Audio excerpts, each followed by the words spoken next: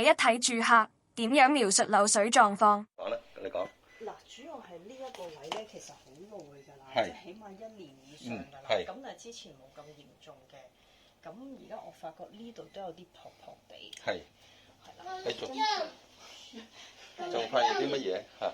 咁咧入邊係。嗰個角咧，以前唔會成日濕嘅，咁而家就見到成日濕啦。係。OK。同埋咧，你仲見到啲乜嘢？你就照講俾我聽就得㗎啦。好